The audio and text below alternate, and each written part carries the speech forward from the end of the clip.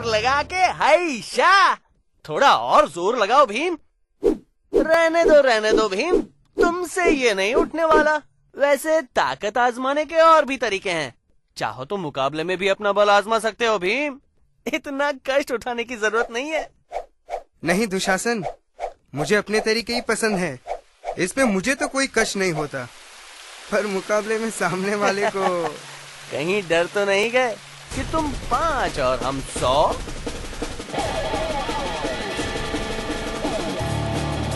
अच्छा,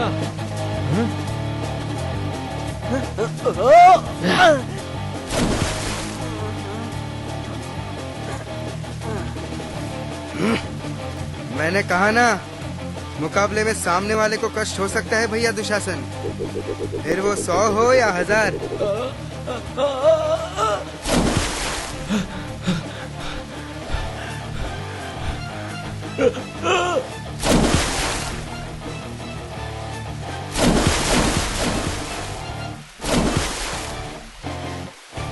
बहुत हो चुका भीम, तुम्हें ये शोभा नहीं देता। जाओ और सभी की पानी से बाहर आने में मदद करो। ठीक है भैया, आप कहें तो सबको एक साथ ही बाहर ले आऊं। अब हम सब कष्ट में हैं।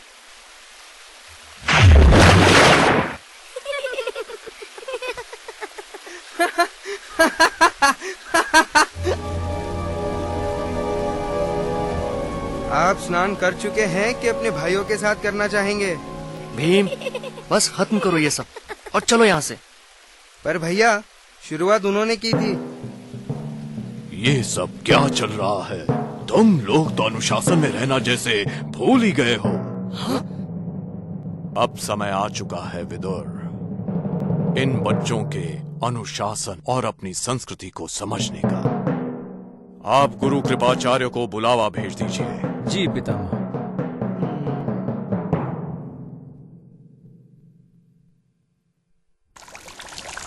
तुम्हारी सोच क्या कहती है दुर्योधन? तुम लोगों को नहीं लगता कि पांडव तुमसे आगे जा रहे हैं? अब समय आ गया है कि तुम अपने वजूद को मजबूत करो भांजे।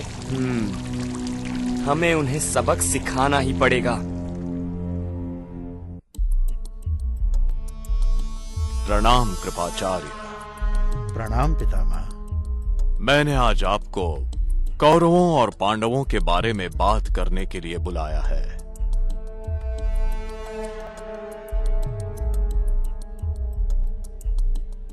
महाराज, मेरा ये मानना है कि कौरवों और पांडवों को अपनी कला और संस्कृति की शिक्षा गुरु कृपाचार्य के मार्गदर्शन में ही लेनी चाहिए। आचार्य श्री, इन बच्चों को आपके मार्गदर्शन की सख्त जरूरत है। कौरवों और पांडवों के विषय में मैंने काफी कुछ सुना है। उन सभी में कुछ न कुछ हुनर है। मुझे पूरी उम्मीद है कि जल्द ही वो इस कुरुक्षेत्र के मैदान में अपने जलवे दिखाएंगे। मैं इन्हें इस काबिल बनाने की पूरी कोशिश करूंगा। कोशिश नहीं आचार्य, यही काम करने तो आपको बुलाया गया है। मुझे इस बात की बहुत खुशी है कि ये बच्चे गुरुकुल जाकर कृपाचार्य जी के मार्गदर्शन में शिक्षा लेंगे। गुरु के राजकुमारों को शिक्षा देना तो मेरा सौभाग्य होगा महाराज। मैं इन्हें हर तरह से काबिल बनाने का प्रयास करूंगा। हमें आप पर पूरा भरोसा है आचार्य।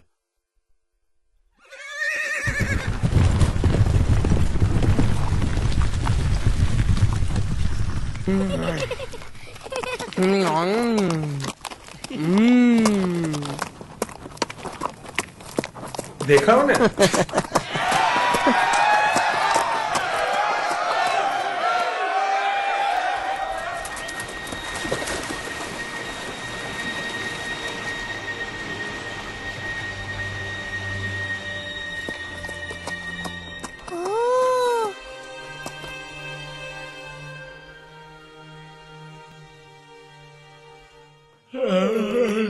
खाना कब मिलेगा अर्जुन?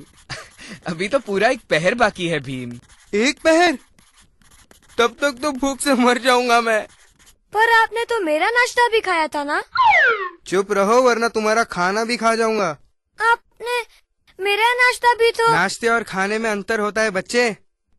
और वैसे भी मैंने तुम्हें सबक सिखाने के लिए तुम्हारा नाश्ता खाया था। सबक? कौन सा सबक भैया? तुम लोग आजकल जो इतनी गलतियां कर रहे हो। अर्जुन, हमें नाश्ता मिले तो काफी देर हो चुकी है ना? मैं मजाक कर रहा था, बस कुछ ही समय में खाना आ जाएगा। अब जाकर जान में जान आई।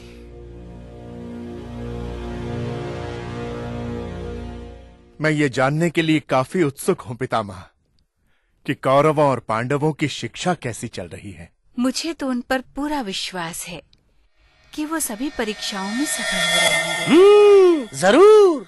मुझे उनकी क्षमता पर कोई शक नहीं, पर हमें बिना देखे किसी निर्णय पर नहीं पहुंचना चाहिए।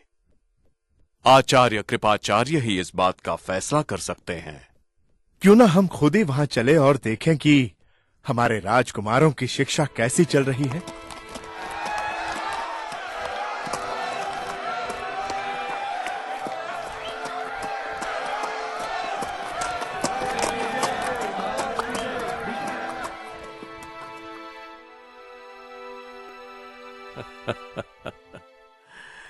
इस बात में तो कोई दो राय नहीं हो सकती कि इन सब का इस तरह यूं साथ होना महल में तो संभव नहीं था।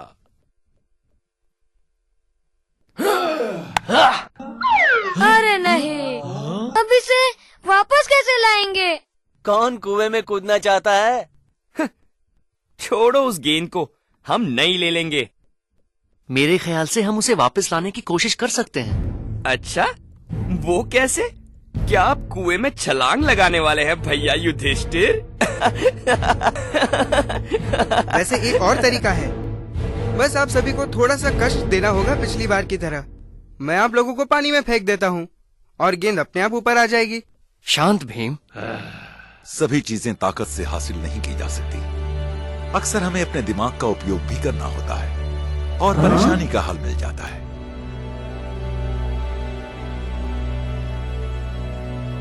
तुम्हारा नाम क्या है बेटे? मैं अर्जुन हूँ, कुंती माँ का बेटा और युधिष्ठिर का भाई। अच्छी बात है। मुझे अपना धनुष बाण तो देना। जी बिल्कुल, ये लीजिए।